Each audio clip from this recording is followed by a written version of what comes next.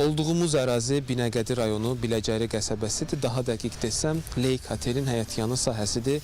Məhz burada 4 gənc faciəli şəkildə həyatını itirdi. Belə ki, 4 ofisiant dəmir konstruksiyanı daşıyarkən, bəli, məhz ofisiantlar daşıyarkən həmin dəmir konstruksiya yüksək gərginlikli xətlərə toxundu və nəticədə hər biri elə hadisə yerində həyatını itirdilər.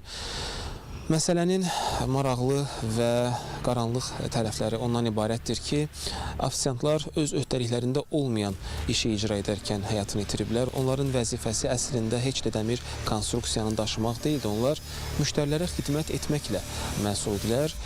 Digər bir sual isə məhz bu yüksək gərginlikli xətlərin alçaqda yerləşməsi və dəmir konstruksiyanın həmin xətlərə toxunmasına şəraitin yaranmasıdır.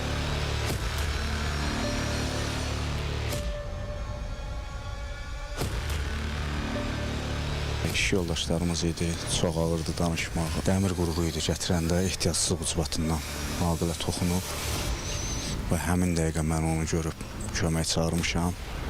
Təcili yardıma zəng vurmuşuq, fövqəladə zəng vurmuşuq.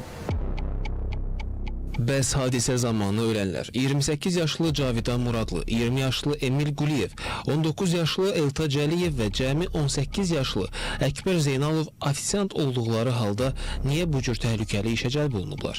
Ekspertin sözlərinə görə əmək münasibətlərində açıq şəkildə göstərilir ki, işçi yalnız müqavilədə nəzərdə tutulan funksiyaları yerinə yetirməlidir. Xüsusilə də iş yüksək risk daşıyırsa, yalnız xüsusi təlim keçmiş, fərdi mühafizə vasitələri ilə təmin olunmuş, texniki göstərişləri bilən personal tərəfindən icra edilməlidir. Baş verən bu faciə 4 gəncin elektrik cərəyanı nəticəsində həyatını itirməsi adi iş qəzası deyil.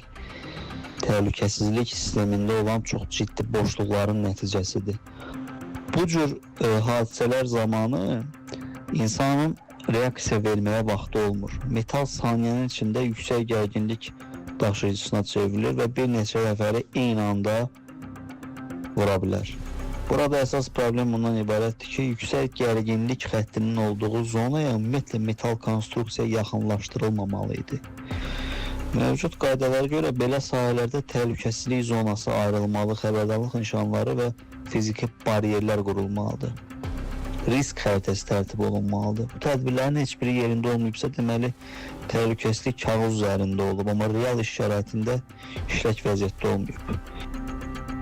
Mütəxəssis bildirir ki, elektrik xətti yaxınlığında metal konstruksiya daşınması xüsusi təhlükə kateqoriyasına daxildir. Bu tip işlərdə minimal məsafə, icazələr, texniki təhlükəsizlik jurnalı və mütləq nəzarətçi olmalıdır. Hadisədən isə görünür ki, nə xüsusi təlim verilib, nə də risk zonasında işin icrasına nəzarət olunub. Əmək mühafizəsi sistemində struktur dəyişikliyinə ehtiyac var. Belə ki, Əmək Məcəlləsinin tələbinə görə hazırda işçilərin sayı yalnız 50 nəfərdən çox olarsa, bu müəssisələrə əməyin mühafizəsi üzrə mühəndis cəlb edilməlidir. Amma reallıqda faciə baş verən obyektlərin çoxu 5, 10, 20 nəfərlik, bəzən isə daha kiçik kollektivlərdən ibarət olur. Ümumən risk işçi sayından yox, fəaliyyətin xarakterindən asılı olur. Yəni təhlükə varsa fərqi yoxdur. 5 işçi üçün də ola bilər, 500 işçi üçün də bu təhlükə ola bilər.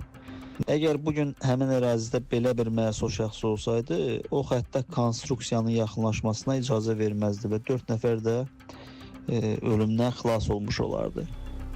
Baş prokurorluğun yaydığı məlumata görə otelin 4 işçisinin ölümündə təqsirləndirilən rəhbər şəxs həbs olunub.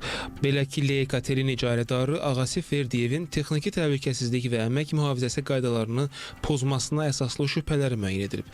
O, Cinayət Məcəlləsinin 162.3-cü maddəsi ilə təqsirləndirilən şəxs qismində cəlb olunub və barəsində məhkəmənin qərarı ilə həbs qəti imkan tədbiri seçilib. Mirsadiq Ağazadə, Elxan Hüseynov, Real.